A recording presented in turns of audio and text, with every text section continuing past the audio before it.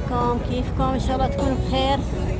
رايحين ناخد جولة بالباخرة في بحر يعني. شوفوا المنظر ما أجمله. يعني تقريبا الجولة رح تاخد ساعة ونص، نلف فيها أكثر مناطق شيكاغو يعني. زي هيك احنا راكبين في واحدة زي هاي.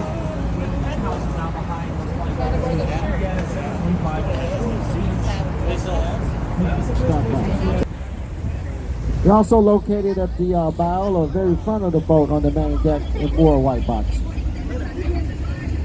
Out of respect of your fellow passengers, we ask that you, if you would, please put your cell phones on vibrate or shut them off. Please, with me, could you give them a warm hand of applause, please? Thank you. Good job, man. Yeah, thank you very much. Such optimism. How many of you are visiting Chicago for the first time? The weather is always like this. Let's just see how gullible you are right at the beginning. Actually, if you are visiting Chicago for the first time, this is a good place to start. It's a good place to start for a number of reasons. Reason number one, this literally is where Chicago started. If you take a look at this building, when we started doing skyscrapers, we didn't know what they were supposed to look like. So this building is like a column. It has a base of 2 stories, has a shaft going up, and then it has the big dome at the top. It's just kind of a way of kind of organizing the building. I mentioned this is called London House Chicago. This is an example of an old office building which got converted into a boutique hotel, a very nice hotel about 4 or 5 years ago. All right, I will stay on your left-hand side so nobody gets whiplash. If you see something on the right-hand side that looks interesting, trust me, I'll talk about it when we come back. Just beyond London House Chicago, you see that big white tower going out. That is the Mather Tower from 1928, and when it was finished, it was the tallest building in Chicago for about 3 months. Famous fleeting. One thing about the 1920 skyscrapers, those were the roaring 20s. It was a time of exuberance. And they really wanted to give a feeling of soaring. And one way to achieve that is to get thinner as you go up. So if you look at the tower, it telescopes, it gets thinner and thinner and thinner. Till you get to the highest floor, you have about 240 square feet, but the views were tremendous. On the other side of the bridge coming up, you're going to see another building with a big dome-like structure at the top.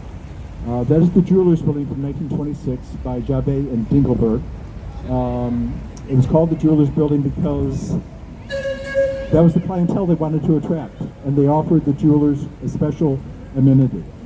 You could actually drive your car into a special elevator, and it would take you up to a secure floor.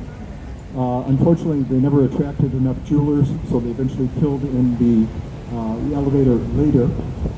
If you look at the very top of the building, the dome-like structure you see in the 1920s house or lounge, a speakeasy. It was called the Stratosphere because that was the feeling it gave people. And the smaller temple-like structures are called Timpietti, and those housed water tanks for reasons we will discuss later. All right, we're going to leave the 1920s. This does not go in chronological order. Coming up on your right-hand side, it is called Montgomery Ward Park. Some of you might remember the Montgomery Ward Company if you are of a certain age. It closed about 20 years ago. He actually came up with a retailing innovation. It was called the catalog. The first catalog he put out in 1871 was 1 page. 10 years later, it was about 3 pounds. But the reason he's important to us in Chicago is that he really helped save the lakefront. The reason you have Grand Park, the reason you have Millennium Park, is because he repeatedly sued to keep it open.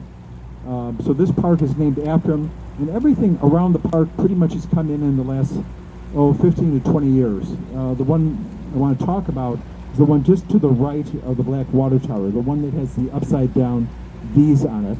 Water's going down your bathtub drain.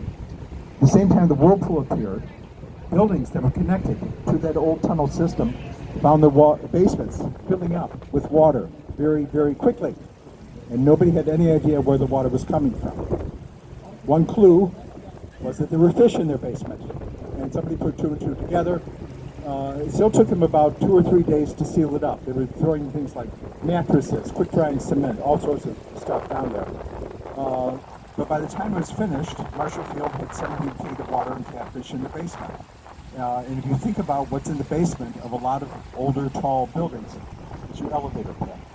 And nobody's walking up 30 flights of stairs if your elevator is out. So some buildings were out for about a month. I was working downtown at that time. I was in a newer building, so I did not get a month vacation. But what was weird about this is that everything looked the same on the surface.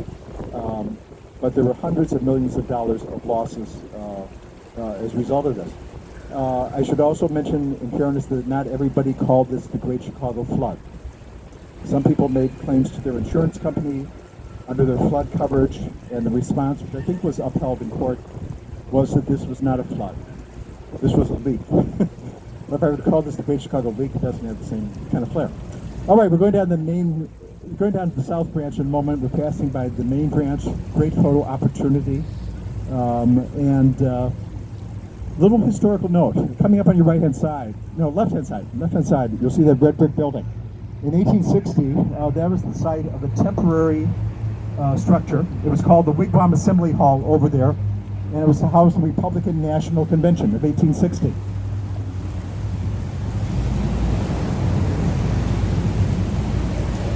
The leading candidate coming into the convention was somebody called Seward. Seward didn't win. On the third ballot, they picked a downstate lawyer whose name was Lincoln. He didn't actually come to the convention, but that's where it happened. All right, I'm going to talk about something else. Let's talk about bridges. I'm going to tell you how they work. We have more movable bridges than any city in the world. Emphasis on the movable part. All the ones that we go under are the same type. They're called bascule bridges. Bascule means seesaw, teeter-totter, because that's how they work. Think of half of this bridge as being half of the teeter-totter. Think of the pivot point being right over there where you see the red light.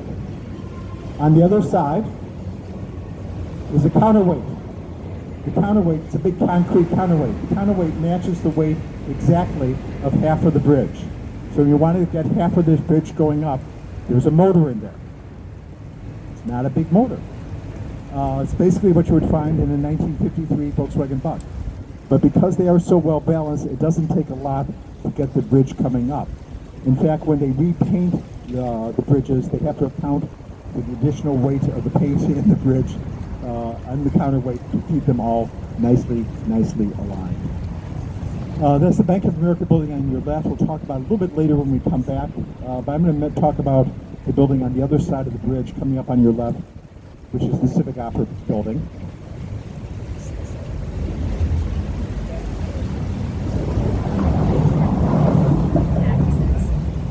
I know it's the Civic Opera building because it says so. This was finished in 1929 by Graham Anderson, Probst and White. If you went through the section without windows, you would be in the middle of the opera house. But they also called modernism. It's also called the international style. I like international style because no matter where you're from, you have a building that looks like this in your town. This is what they did in the 60s and the 70s. The person that was most associated with it in Chicago was somebody called Mies van der Rohe. Mies came here from Germany in the 1930s, fleeing the Nazis. He became the head of an architecture. You can pull up here and figure out where you are. We need to do that. We should be on the river. One more thing about Willis Tower.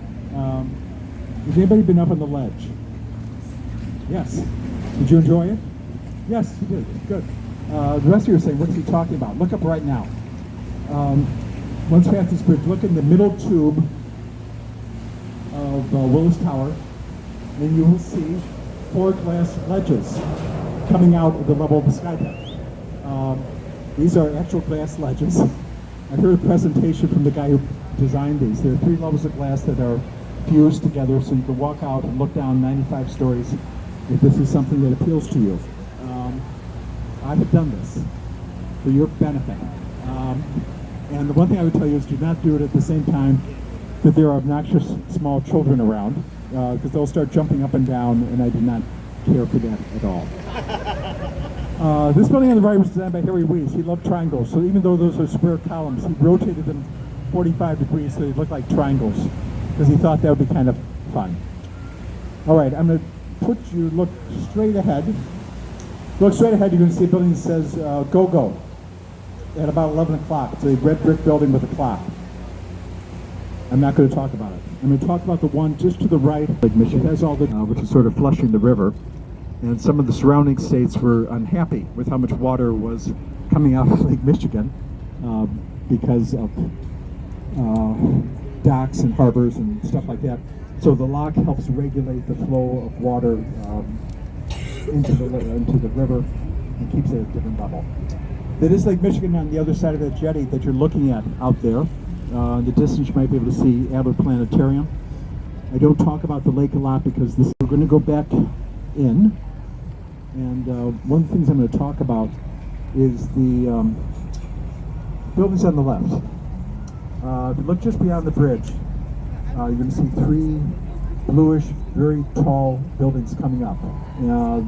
That is the St. Regis development. It was finished just in the last couple of years. And this رحنا جبنا هذا الدونت. شوفوا شكله غريب بس لذيذ لذيذ لذيذ ومش موجود في كل المناطق. يعني في نادر هذا المحل يعني انه الواحد يلاقيه. فاخذنا في طريقنا.